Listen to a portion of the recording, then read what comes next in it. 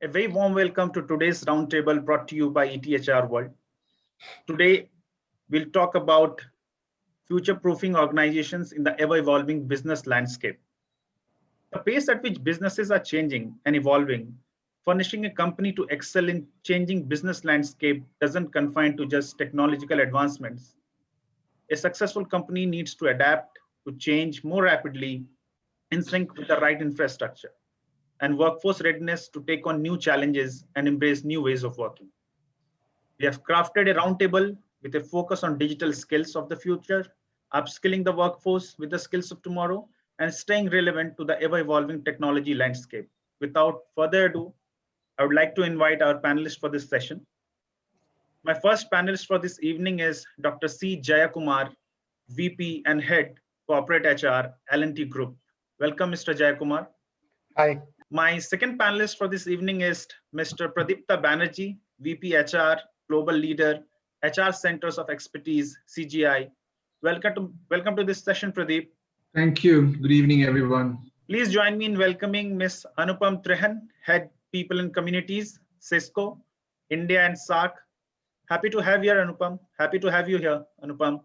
Thanks, Abid. And our next guest for this evening is Mr. Sandip Bhattacharya, Executive Vice President and Chief People and Knowledge Officer, Comviva. Welcome, Sandip. Hi, everyone. My next guest for this panel is Ms. Lakshmi C., Managing Director, HR Lead, Accenture India. Welcome to this panel, Lakshmi. Thank you, Abid. Great to be here.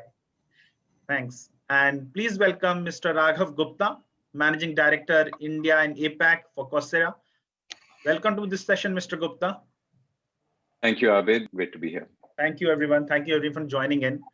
Very briefly, for all our viewers and panelists, I would like to share the structure of this discussion. It will be in 3 rounds. In the first round, we'll be discussing upskilling and workforce with emerging technologies. In the second round, we'll discuss holistic learning with a focus on tech and tech workforce with the skills of tomorrow. And in the third round, we'll ask the panelists to share their key takeaways in 1 word. And we'll also take live questions from the audience if we have time. I hope everyone can share their questions, and it will be a great favor if you can attribute the questions to the panelist specifically with their name. That will be easier for us as well. So let's start this discussion with the first round. My first question is for Dr. C. Jayakumar. Mr. Jayakumar, talking about upskilling and workforce with emerging technologies, do you have the right resources to address the business challenges of the new business environment? Let me thank ETHR World for inviting me for this future-proofing organization panel discussion. You had asked a question whether you have talent. It is, Abed, it is like asking someone, do you have enough money to run your life, right? Whatever you have, it is not sufficient. Okay, every time we feel we have more and a better talent, and we feel like that, right? Always there is a shortage of talent and there's a war for talent, and we have to continuously train, bring them up to speed to the changing technology, etc. Even right from it is not today, even long back, our 4 founders, Huck Larson has made a statement: machinery may be there, buildings may be there, but without people, we are all nothing. People are our only assets. That's the saying of our founder. So we give a lot of importance on training and bringing people up to the scale. And we sincerely follow the principle of grow your own timber. Okay, most of our people, 90% of our people today, if you see, most of them have been joined as through campus recruitment and grown with the organization. And even during the pandemic time, if you see, more than 1,100 GETs have been onboarded digitally, and they have gone through a 17 days induction program to grow through that. We have different levels of trainings to upgrade and bring people to that level, to the requirement of the business. In fact, right from grassroots level, if you take, we have a construction skills training institute where we barbenders, fitters, plumbers, etc. We develop to bring them. In fact, we are using a lot of technology in this training also, including simulation exercises, etc. For example, a barbender, when he's training, we use a simulation where when he does it, he really gets the pressure out of it. And when it breaks, he knows at what extent it breaks. So we use technology in that area part of it. And we have something called the Constructions Technology and Engineering Academy, which we have at Mysore and Mad in Mumbai, where we train all our graduate engineers in technical engineering, digital, that type of skills. We have a world-class IPM, Institute of Project Management at Vadodara, okay, where we train project management people to that scale and speed. Today, the scale, size, and complexity of the projects is totally different. Earlier, it was a 200, 300 crore project is a big thing. Today, it is 5,000 crore, 6,000 crore, 9,000 crore, which are the airports. So the latest project, what we took is the railway, the high-speed rail is 25,000 crore project. So we have a project management institute where we train people to bring them to the speed. Same way, we have power training institute, we have tunnel excellence academy where for tunneling Chennai, we have a safety innovation school. All the latest technologies, virtual reality, artificial intelligence, all those things are used. In fact, we use simulations, etc., in that safety innovation school. For example, if a fellow falls from a height, if he hangs in a safety belt, what feeling he will get in that place, so that he gets the real feel of that. And we have a leadership development academy, which is in Lonavala, where we have a different 7-step process, competency-based program, etc. Now, looking at the changing trend and type of technology people require, we have embarked on a digitalization journey 3 years back under the leadership of Mr. S.N. Subramanian, our CEO and MD. We went in a structured process of appointing digital heads at different places, brought in different digital initiatives in terms of tagging up all our equipments through RFID, getting in data, making analytics. We went into project management softwares. We have a software on workman availability. We call as Uberization of workman. We do survey everything through the technology. We have customer engagement apps. We have employee engagement apps, Facebook at Work. So all these things we have brought in. So to scale up people to that, we have brought digital mindset as a competency in our competency framework. So every training program, we look at what are the technology changes, what are the digital things are coming inside. So we refined the curriculum. We have brought in the digital element into that, technology element into that.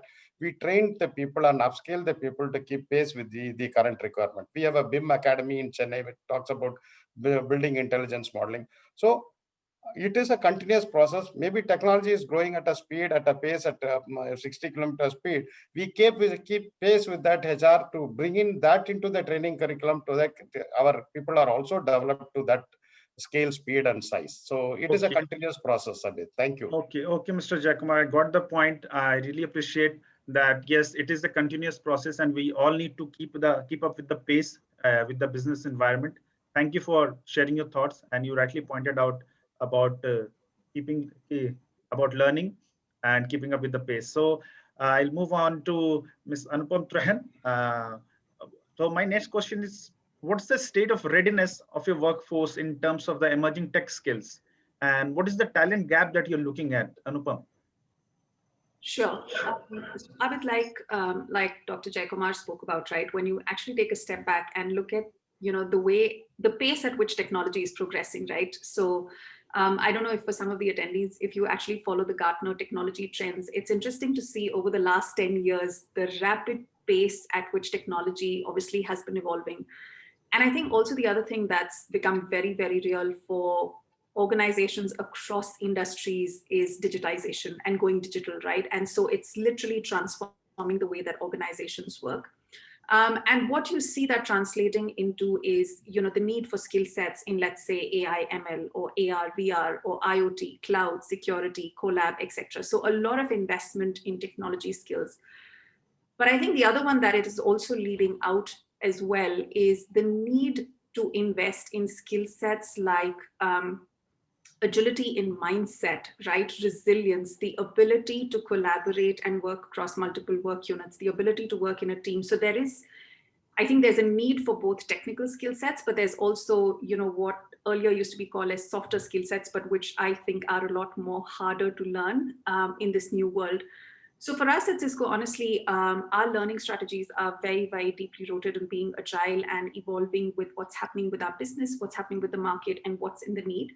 And for us, it's been a balance between not just technical skill sets, but also these other elements of excellence that is required, and also with respect to investments in leadership, given that how leadership is evolving in this new world is also changing. So we're kind of doing that balanced approach for our organization.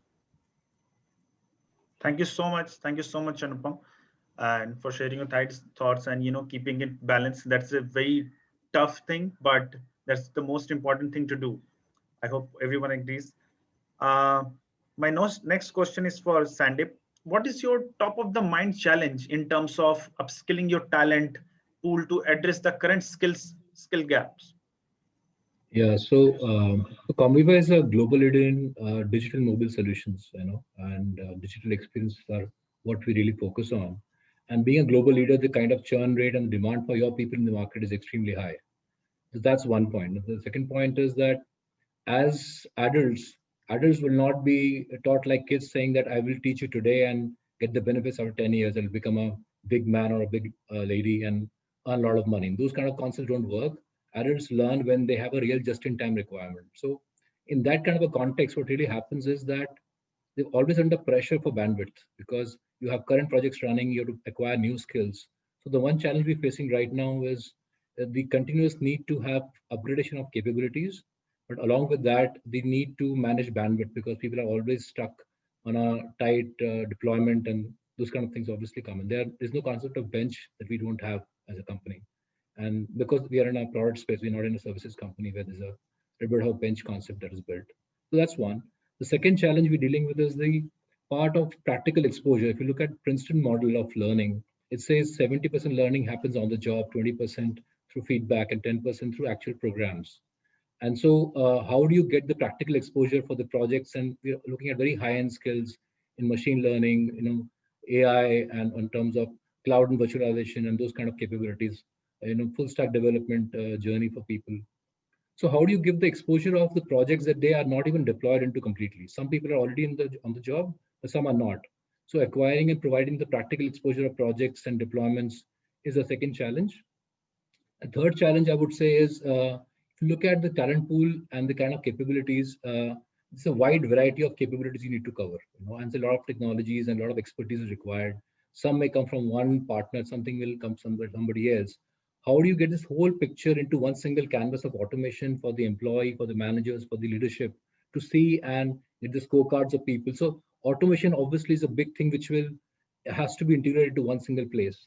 And the fourth piece that is coming in and becoming very critical, and I think people like Coursera and Udemy and players have to look at, is that a lot of people are now moving and talking about this, digital learning model. And we have, in fact, I was part of a team which ran a startup in the mobile learning and engagement space. And we realized that when you do this learning, it's a very at your pace, at your time, that kind of learning. It's a benefit, great, but it's an asynchronous learning. It is people at different points in time doing learnings together. There's a huge learning that comes in when people sit together and work together and learn together. The learning coming from peer group is a critical piece, which is missed out in asynchronous learning. What we try to do here is to build in, while we have digital sessions, we bring in special kind of interventions where people come together for problem sharing, for discussion and debate, so that the gap which is missed out in a classroom format is brought back in through a structured model. So I would say these are 3-4 areas which have to be focused on, I would say. Thank you, Sandeep, for all these 3 pointers, and rightly said that maximum learning happens on the job. We all are learning. Life is a journey and we all need to learn.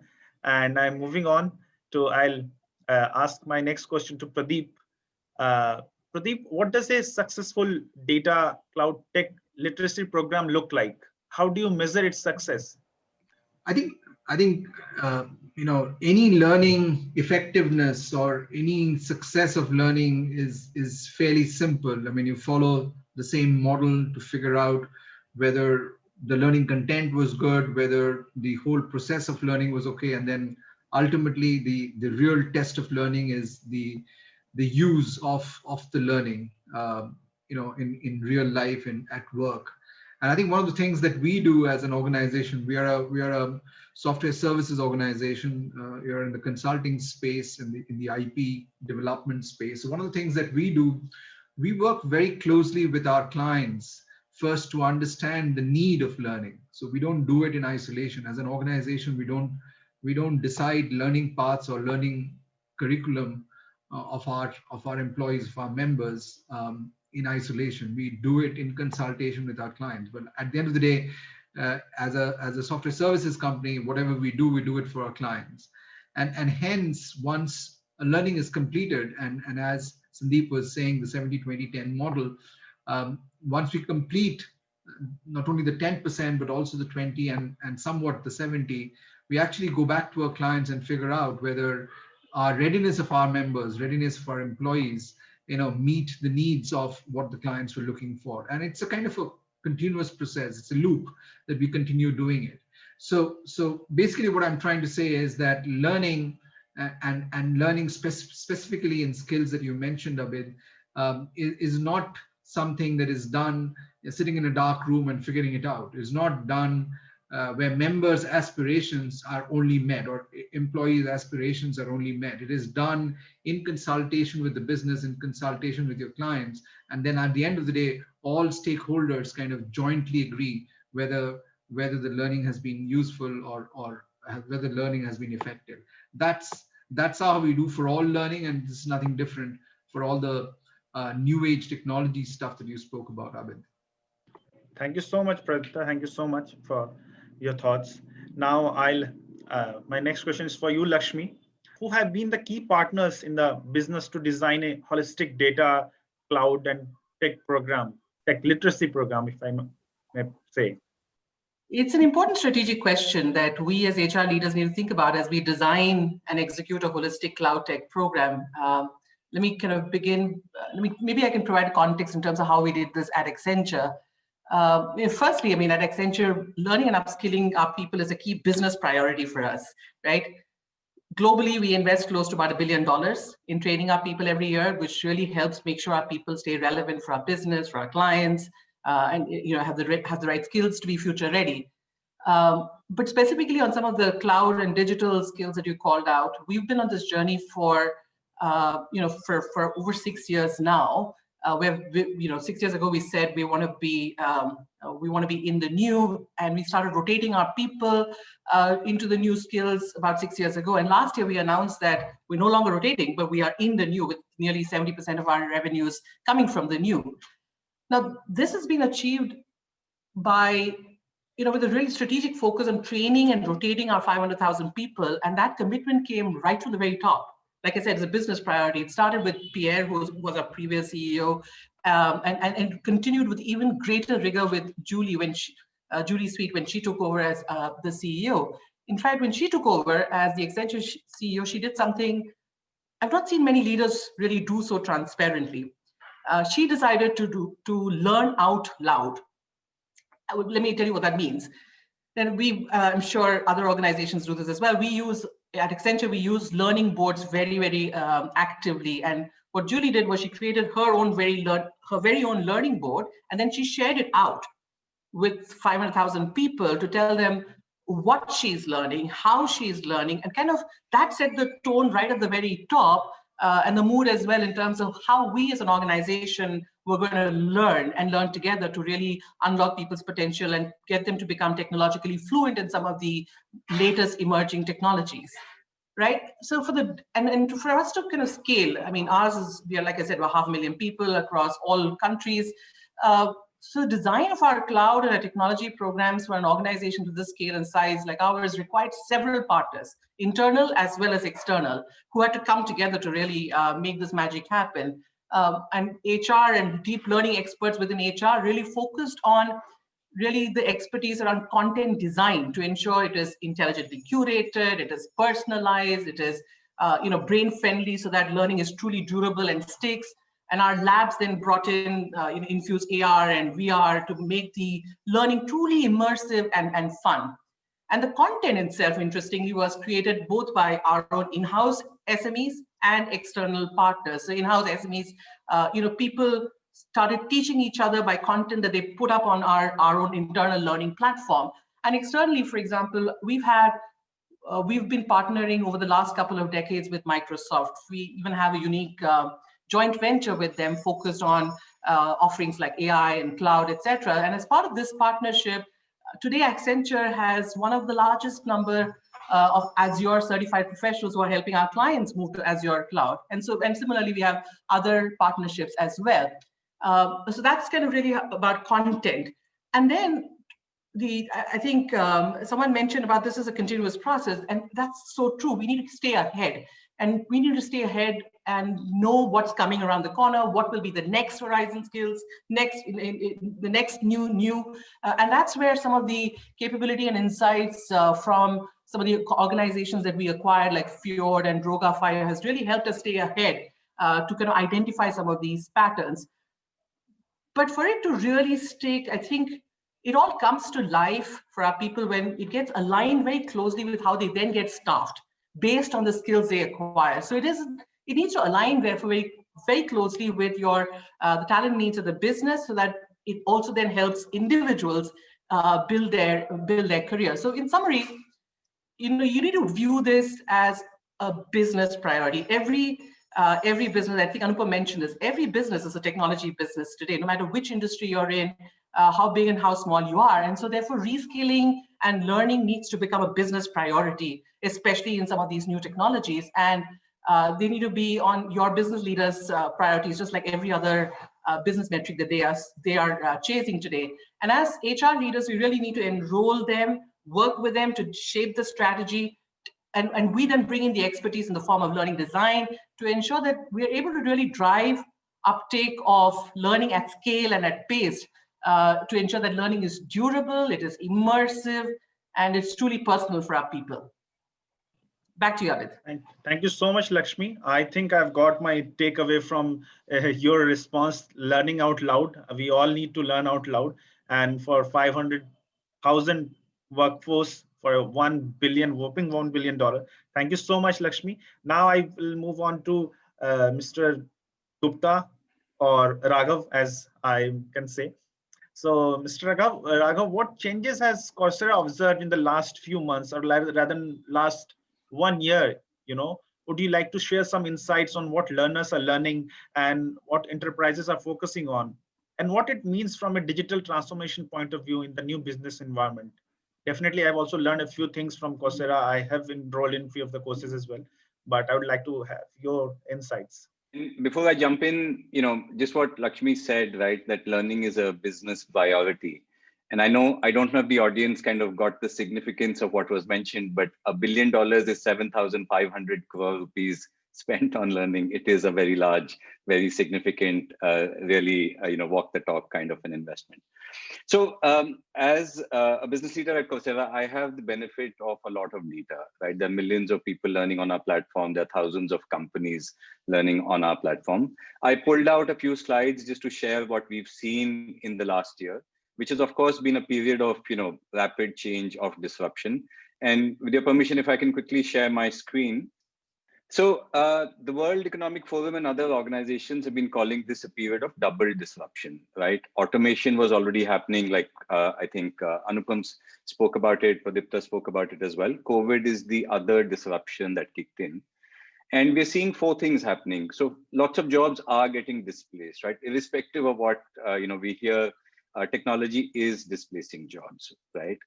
But I think the other thing which is quite significant from a learning standpoint, from an HR and a business leadership standpoint, is core skills are changing faster than what they were changing in the future. And we're seeing that a significant percentage of all of us in the working space will require to learn something new. The other thing which has happened, which is very COVID specific, is many companies, and my company included, are expecting that some people will permanently not come back to office, right? Either you'll work from home 4 days a week, or you will forever work from home. And that requires a certain different skill set in terms of how you interact, and what Anupam, I think, referred to, which is human skills, and I think Sandeep referred to as well. And then lastly, almost all businesses are digitizing. I was talking to somebody senior at a bank in Mumbai today, public sector bank, and this gentleman said, CHRO, talent development is my number one priority because we are going digital, right? And I think these are some of the challenges around us that we are seeing accelerating because of this double disruption per se.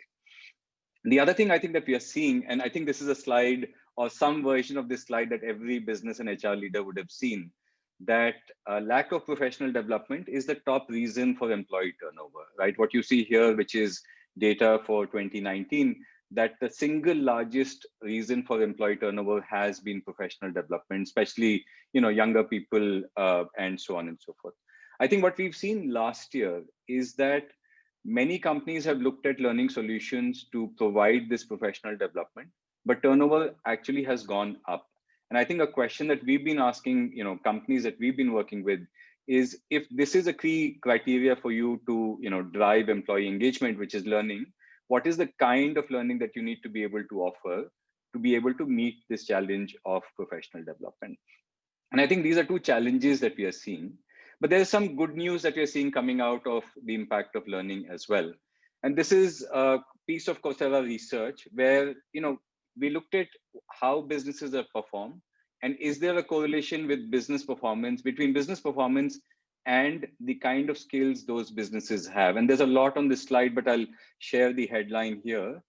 X-axis is skill levels in business technology and data science. Y-axis is stock performance as a proxy for business performance. And it's a fairly good correlation. We found that the best companies in the world are the ones who have higher skilled talent.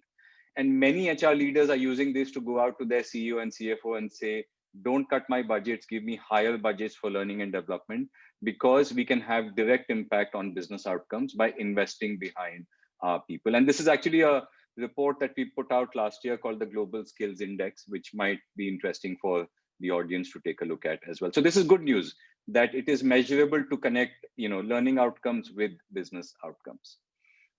The other thing that we've seen in the last, I would say 2 years, is if you look at this chart, right, which is the left, in 2019 on the Coursera platform, millions of people, upwards of 50 million people, were learning a lot of the gray, which is tech use and development. That's what a lot of working professionals were learning. They were also learning a little bit of problem solving. They were also learning a little bit of working with people, or human skills, if you want to call it that. It changed completely in 2020, right? So the tech usage and development piece went down. And what people wanted to learn was self-management, right? Mindfulness, meditation, gratitude, so on and so forth. And they also wanted to learn skills like writing and skills like kindness and listening. So human skills, the hard, soft skills that Anupam spoke about as well. What are we expecting will happen is going to be a combination of digital technology skills and human skills. The World Economic Forum has been talking about it a lot as well, but possibly a combination of hard tech and data science skills as organizations go digital, but also a combination of human skills, which are going to be quite important. And so this holistic learning, which I think you referred to as well earlier, Abid, we are seeing data point towards that. And I would say this again, right? There are 1 crore people on Coursera in India. So I'm not saying this anecdotally, but I'm saying this across a fairly large data set. This, of course, will vary by company, by individual, but at a broad sense, this is the kind of trend that we are seeing for sure. And if I take some of this and think about enterprise learning programs, companies running learning programs for their organizations, we are seeing some organizations still at a fairly early stage in maturity, and then some organizations that are doing a fairly mature job of this. And so if you look at this slide, right, which says there are programs which are open learning programs. What are these? Learning is provided as an employee benefit, right? You come and learn something on our platform. And there's a lot of breadth, there's a lot of coverage. There are 150,000 courses that are available. Come and find something and learn it.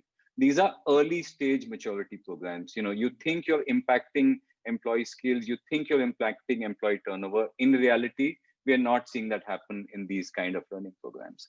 And I won't go through all of these, but on the right is where we are seeing the biggest kind of learning programs having impact, possibly what Lakshmi spoke about and what Anupam spoke about, where content is actually organized towards specific skills, because businesses today know what are the skills I need, because learning is a strategic priority. It is no longer a black box where you went out and learned something. And the skills first learning is where we are seeing the biggest impact that learning and development programs are delivering. And what we've seen as a part of this program is this employee, and I think Sandeep spoke about this as well, that how do we motivate these workers who are short on time? Many of them are saying as a part of these skill first programs that I can and I want to learn because my career depends on this. And these are the two questions that some of these skill first programs are trying to answer. We typically see these programs having 4 components. There is high quality content, which is coming from a reliable source. And that is one key element of it. The second key element of it is in-demand skills, not just learning for the sake of learning. So this is a combination of technology skills and human skills, curated along the lines of your job so that you don't have to go out and search, but you can find what matters to you. The third element is not just knowledge, but also practice, right? So if I am a business leader, I should be using Tableau to understand what my learners are doing. And I've never used Tableau. I can learn the concept of Tableau, but do I get to practice the concept of Tableau, right? So not learning swimming by watching a video, but actually jumping into the water as well. So hands-on learning. And then the last thing that we've seen companies starting to do is completely moving away from these fairly basic metrics of learning hours, completion rates, to saying, did skill development happen? Did I go from a scale of 2 to 8? And was I able to measure the business impact as well? Because if you're able to do that, only then are you able to justify billion-dollar investments in learning and development. And that's what I think we are seeing as the progression of enterprise learning. I'll pause with that and hand back to you, Abid. Thank you so much. Thank you so much, Mr. Gupta, for sharing your views. That was great insight, and it was interesting to see how enterprises, our learners, are looking at more holistic learning and with a focus on tech human skills. We all agree that we definitely need to change the way we see our business, our customers, competitors, workplace, and most importantly, our workforce. And we are now entering into the second round of this discussion, and we'll discuss holistic learning and upskilling workforce at a stretch. So my question is for Jaikumar, Dr. Jaikumar and Sandeep. What are your thoughts on the significance of holistic learning, and going forward, where do you see the future of holistic learning? Can we start with you, Mr. Jaikumar? At the outset, thank you, Raghav. It was a very short but very, very informative presentation. And I fully agree with you. My experience during the COVID time is also the same. We also did an analysis of what type of courses people are going through. Lot of self-development courses I found all of a sudden taking priority. Well, earlier it was not there. But our adoption of digital learning went up drastically high. The quick measure was only the basic measures what you talked about. The time spent went up by 8%. Unique learners went up by 5%. Number of hours spent by more than double. And in fact, we have to, as you rightly said, we have to measure what is the application into the job and how the businesses produce result at the level 4 or the level 3 type of evaluation. In terms of holistic learning, yes, definitely it is not only because of COVID. Even otherwise, at any point of time, that was a lot of importance were given, that to in an organization like L&T. Most of the programs are leadership programs. If you look at it, starts with managing self and managing others, right? First, managing self. That's where we use different inventories, psychometric to understand and appreciate why I behave in a particular manner, what it is, etc.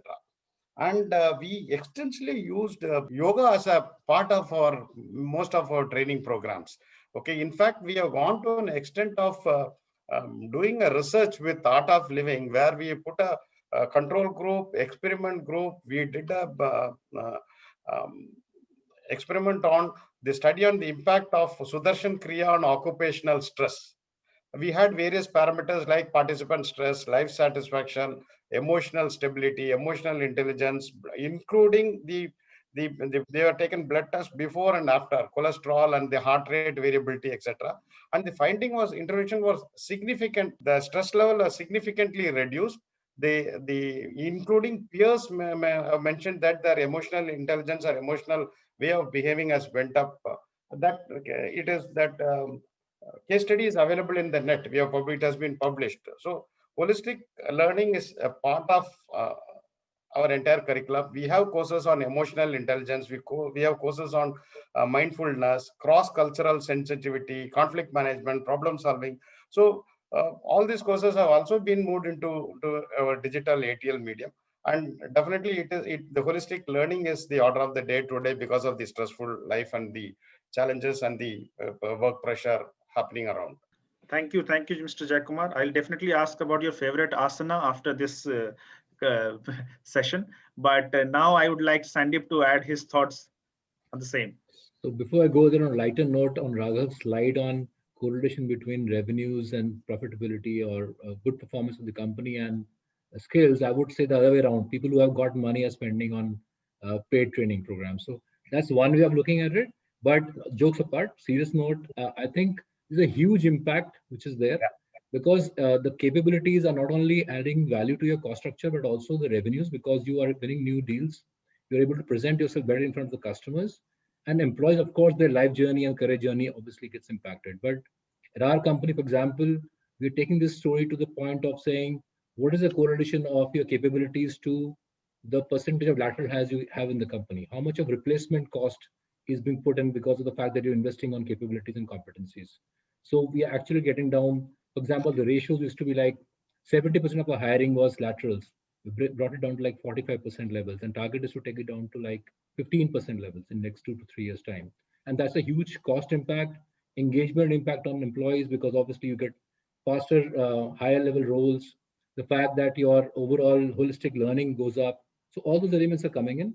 So it's a connected story, and the story goes from the fact that you acquire capabilities on the platforms, you take assessments on a different platform, which is a different partner.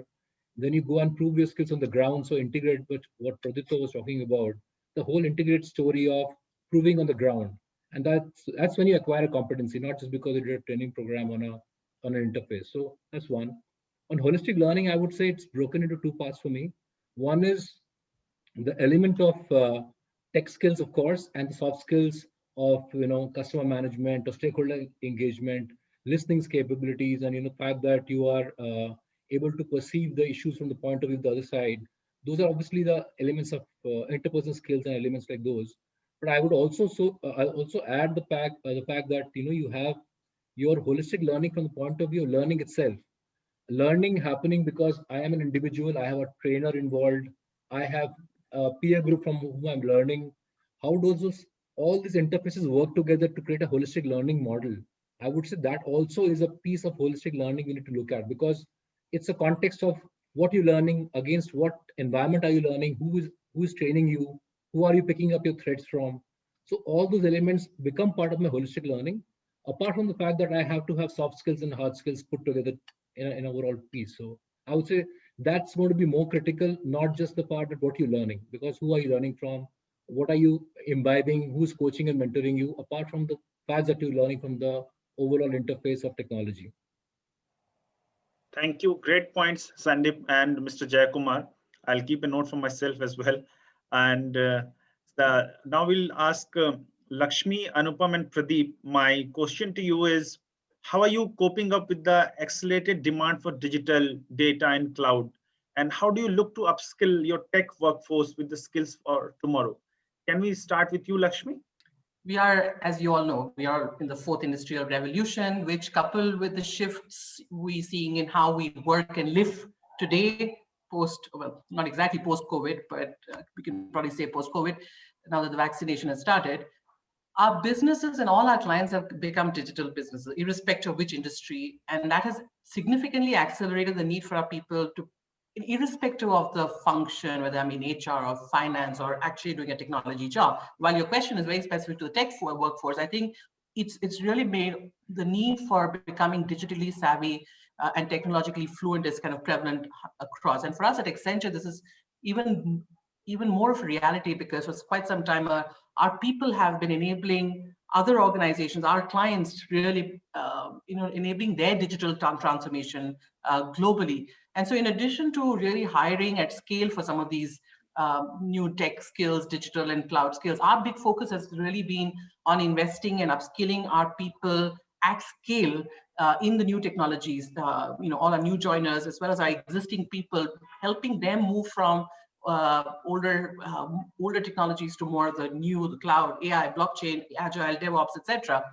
And to just share a few examples, we across the company, we have launched a massive learning program called TQ, or what we're calling technology quotient. So we had IQ, EQ, now we have TQ, which is what we refer to it internally. And as part of this TQ journey, we really focus on increasing the technology quotient for every one of our 500,000 people. And like I said earlier, this is a business priority, and Julie, who's our CEO, she has personally sponsored content around some of the technologies such as cloud and AI and blockchain, so that, and this content therefore has been very curated so that people can build the kind of skills that are relevant for our clients, right?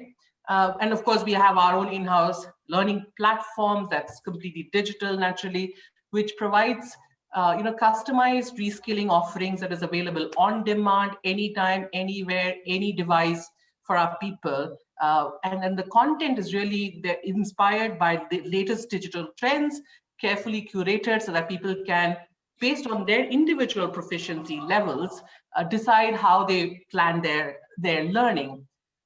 But for all of this, and Sandeep mentioned this, for all of this to really become meaningful, the big shift we made was about 5 or 6 years ago. We changed the language for our leaders, for our team managers, for our people, to be very focused on skills, right? And what we've done is we've been on this journey called specialization at scale, where through leveraging technology and using algorithms, we've been able to assess people, what is their specialization, and what is the level of proficiency in that specialization based on, they don't have to go and do an assessment. They're just based on the algorithms that help us internally determine based on the projects, the trainings, the certifications that they've taken. We know what is one of our people's specialization and the proficiency level, which is then automatically used for staffing. So that's kind of really the proof of the pudding. You've had people go through training, you've had people go through different projects to build skills, you assess their skills, and now they're really ready to get staffed on to the next project on a new technology. And so that's how the business demand gets, the whole technology then aligns with the business needs, and then it helps our people ultimately build their career, build their growth in the technologies and in the spaces that they want to. But this is clearly a moving target, if I can call it that. And as technologies and business landscape evolve and change, we need to continually evolve our learning programs, our learning strategies to ensure that people are constantly focused on reskilling themselves on the next new skill. So this is not a one-time thing anybody needs to do for themselves. This is a constant, continuous learning mindset. And that's what we are really focused on building in our people so that they remain what I call a lifelong learner. Yeah, and for that note, and for that, we're going to really start at the very, very beginning. I mean, when people come in from campuses, that's where we invest significantly in building not just the skills, but also shaping a mindset of a lifelong learner. Back to you, Abid. On that note, lifelong learner, I definitely ask Anupam to share her thoughts for sure. So over to you, Anupam. No, thanks, Abid. And Lakshmi, you brought up a really good point, which is that whole concept of lifelong learner. And I was just thinking about it because it's not just about learning, unlearning, relearning from a skill set perspective, but if you actually take a step back and look at, I don't know, each one of our roles as professionals as well, I think there's a certain amount of shift and change and evolution that is also happening with the way that jobs are being done today. So it's not just a skill set and a capability piece, but when you actually take that learning lens, it could cut across even to the way that you're doing your job today versus what you did, let's say, a couple of years back. Abid, what I'll do is I'll kind of walk you through some of the things that we're doing at Cisco, especially from a learning perspective for our employees. And I know that you use the word workforce. So I will speak about, because when we look at workforce, we look at not just our employees, but also what I would call as an extended workforce, which is our customers, partners, and potential workforce as well. So I'll kind of walk you through some of the things that we're doing there. So for us at Cisco, our learning philosophy is anchored on what we call as the 3 E's, which is education, exposure, and experience. And we've got a huge amount of platforms across all these 3 E's. So we've got Degreed as a learning platform, which is available to all our employees globally. And we then, of course, have partnerships with a lot of other learning platforms like Pluralsight, Coursera, HBS, LinkedIn Learning, etc. So there is a lot that is available to our employees to access and learn in a manner that is self-paced, in a manner which is aligned with their interests and where they want to invest their time and skills and capabilities. In addition, we have a lot of community learning platforms as well, where you get to learn from peers, where you get to learn from experts, where you get to learn from industry experts as well. So we've got nerd lunches, brown bags, innovation challenges, and a lot that happens over there. We also constantly learn from our customers and partners as well. So when you actually look at that learning, there's quite a bit. We also have a lot of learning that happens through stretch assignments and dynamic teams, because a lot of times people want to move into a role and learn. And sometimes, you know, doing a stretch or just being a part of a dynamic team sometimes also enables a lot of learning. So we kind of focus on learning across these 3 E's. We also have a lot of significant investment that we have in the space of learning for our customers and our partners as well. So be it the Cisco Learning Network, be it our partner network, learning labs, etc. So there's a lot that is available out there. And then a lot of y'all may have heard about the Cisco Networking Academy as well, which is out there, which actually trains a lot of students in future ready skills. So, so in fact, just in the last 12 months, we've had over 250,000 students that have actually signed up and registered for a lot of the next gen tech skills, as we call them. So for us, like I said, you know, the approach is looking across what we call our extended workforce, and then it's all fundamentally based on these 3 E's. Thank you so much, Anupam. Thank you so much. Now I'll ask Pradeep to please share his thoughts on the same. Pradeep, over to you. So Abid, after Lakshmi and Anupam, it's very difficult to add anything more on the same subject or same topic. I would say that it's pretty much all of that. But I think the at the foundation, as all organizations, including ours as CGI, we're trying to build a culture of learning, and we're trying to build that culture of learning through leadership conversations. Our leaders are walking the talk. They're the ones who are kind of front-ending that whole conversation, so that they inspire, they motivate the next set of folks to kind of follow the path, follow the pattern. With COVID, with the pandemic over the last 8-9 months, usage of learning and the time that our members are spending on learning has gone up significantly. We see our quarterly results tell us that almost 25% of our workforce are spending more than 2 hours on learning. It can be all kinds of learning, and some of the learning things that Anupam spoke about. There are multiple ways people are consuming learning content or engaging themselves in a learning activity, but it has gone up significantly, and that's a good sign. We're also seeing our clients talking about the fact that our members, our workforce, is far more prepared to meet new age challenges, new age responsibilities, far greater than what it was 12 to 14 months ago.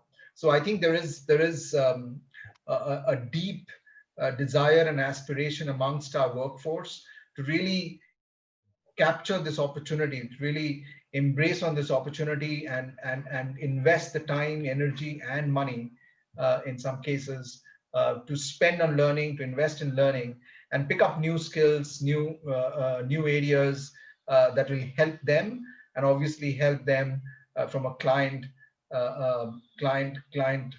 management standpoint. So that's broadly what I would say that we are doing at CGI, over and above what Anupam and Lakshmi mentioned. Thank you so much, Pradeep. I think it will be very difficult for Raghav to answer, because after Anupam, Lakshmi, and Pradeep, what would you like to add? I think you said it for me already, so maybe I should stay quiet.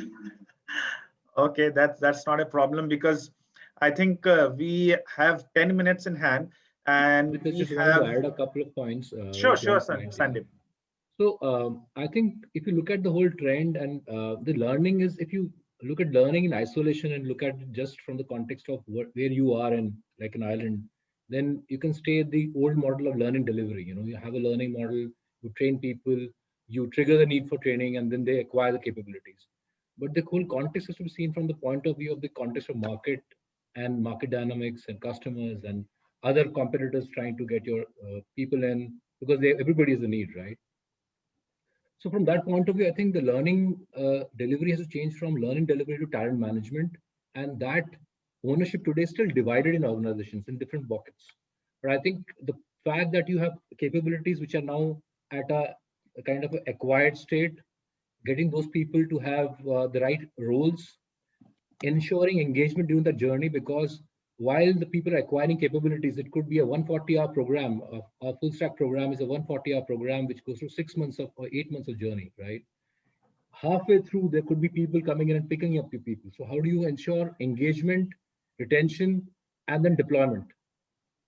And then post-deployment dissonance, how do you manage that? If that whole integrated story is managed through talent management, I think the learning and development story will have a much higher value. Because what Raghav also said is that people are acquiring capabilities, but people are also moving around a lot more. So I think companies will find value when they do this in an integrated story rather than just ensuring learning and development and capability movement upwards. So that integrated story is very critical for all of us to focus on, and it can't be divided between different boxes in the organization. Today it's very broken into different boxes in the organization. So I would say learning and development team has to have a much higher say, because they're bringing in revenues in some ways and also saving cost. It is just not for the employees' engagement and trying to look like a good employer. That's not the only goal. It's a very important point out there. Thank you so much, Sandeep. And I think we have 8 minutes in hand. And trust me, we have 42 questions now and still counting. So I'll take 3 or 4, maximum 3 or 4. My first question is for you, Anupam. The question is from Pallavi Upadhyay. She's asking, what, according to you, are the 2 most important skill set an HR needs to work upon to match the pace of evolving technology? Please answer that. It will be really helpful. So sure, I would just say, according to me, some of the essential skill sets for anybody in this function, regardless of evolving technology or not, I'll actually say 3 probably. So the first and foremost is customer obsession, which is understanding who your customer is. The second is solution orientation. And the third is the need for speed and simplicity in everything that we do. And let me just expand a little bit on that, Abid, as well, because customer obsession for me is, always understanding who is the end customer or the user of the product or service that you as a function are going to be delivering. It's not about assuming or projecting what you think they need, but it is actually truly understanding who that customer is and what is the need of the hour. I think the other one for me is also solution orientation, which is starting to think about what are potential solutions versus coming up with, this is not possible, this is too hard to do, nobody has ever done this before. I think going blue sky, trying to expand and build horizons and trying to really, really push boundaries on solutions. And nonetheless, I don't think I need to explain need for speed and simplicity, because I think that is actually the need of the hour right now. So I would say those, according to me, are the top 3 skill sets for anybody in the HR function right now. Okay, thank you so much. Thank you so much, Anupam. Pallavi, hope you have noted it down. Otherwise, we will publish this video and you can definitely note it down later. Pradipta, next question is for you. The audience question, how is CGI really keeping up with the evolving client ask in the field of AI, ML, and other emerging technologies? Yeah, so unique model. I'm trying to go very fast, and I know the paucity of time, but CGI has a very unique model where we actually consult and interview almost 16,000 clients every year to understand their roadmap, to understand what they're talking about, to understand their technology stack, and really help CGI to come closer to what the client needs are, not only from a skill development standpoint, but also from a solutioning standpoint, from where the world is going in their business. CGI, as you know, supports multiple clients in multiple industries, and therefore it's very important for us to understand where each of these industries are going, keeping the client in the center. So that's how we figure out what technology needs are at a client level, and that's how we kind of feed it back to the organization so that our organization gets ready, building capability, capacity to support the customer going forward into the future. Thanks so much. And next question is attributed to you, Lakshmi. Nuha Muhammad Zulfi, she's asking, what are the skills that HR executives in L&D need to inculcate to deliver effective programs in the new normal? Very quickly, we are running short of time. So I think I would just say focus on intelligent content curation, focus on how do you make learning personal to the learner's needs. I'm calling out outcomes that then need to be inculcated by the L&D person. Focus on what is how do humans learn, especially adult learning, and how do you make it therefore durable, and how do you ensure learning sticks? So think about brain-friendly techniques and see how you can leverage technology to make the learning experience immersive and fun, because that's when learning truly sticks. So a learning and development professional needs to move away from learning delivery, which can get done, I think, like any other regular process delivery, and focus on some of these, really rethinking about how learning content is designed and really delivered leveraging technology. Thank you so much. And my last question for you, Raghav. How does one go about the returns of learning investments by organization? Yeah, one would imagine it's tricky to calculate the quantifiable return on investment on a L&D program, but I think it's doable, Abid. And let me quickly share this, right? I think there are 4 pieces to it. One, it is important to measure that because of L&D, did a certain business goal get delivered? As an example, DBS Bank in Singapore says that when a customer is acquired digitally versus acquired in the physical space, that customer has a longer lifetime value. So if you did a learning program because of which you acquired more customers digitally, what was the benefit or what was the long-term value of those customers? It's measurable.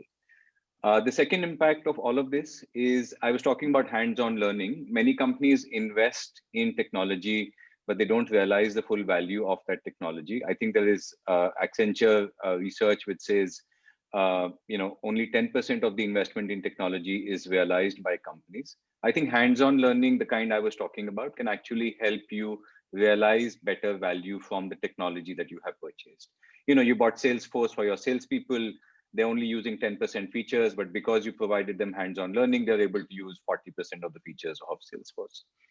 The third piece is around improving employee retention and engagement, which most companies measure in any case. And then the fourth piece is reducing talent acquisition costs, right? If you have to hire a machine learning engineer, it's very hard to find machine learning engineers or hire blockchain engineers in India. But if you took a software engineer and upskilled them to become a machine learning engineer, chances are you saved significantly on your talent acquisition costs. So I think there are these 4 elements. We did put out some research on this, I think a few months ago. So if folks were to Google Coursera IDC report, they'll see the full report, which talks about how to quantifiably measure the return on investment on a learning and development program. Thank you so much. I only have 60 seconds, but my last question will be for all the panelists. In one word, what will be your key takeaway from this session? One word. You have 3 seconds each. Starting with Mr. Jayakumar. Sorry to putting you on the spotlight every time. No, I was reflecting. What I felt was, in terms of holistic learning, digital learning will be the best enabler for a holistic. Digital learning is your key takeaway. Anupam? Yeah. Learning is constant. Learning is constant. Lakshmi? Well, I think it's the same thing as Anupam, lifelong learner. Mr. Raghav? I'll borrow from Lakshmi. I really like learning out loud. That was mine. I need to think. Sorry. Sandeep, Sorry. You. Keep listening, focus on user experience and link to business KPIs. Pradeep? As long as you're awake, keep learning. On that note, I think we are done. We are completed our time, and thank you so much. Thank you so much, everyone, for joining in and sharing your time, valuable time, and attending this session. And definitely we'll publish this entire session on our website shortly. Do read about ETHR World, subscribe to the newsletter, follow us on Twitter, LinkedIn, everywhere. Follow our Twitter handle ETHR World, and hashtag ETHR Next Tech Conference. Thank you so much, everyone. Thank you all for your time. Thanks a lot.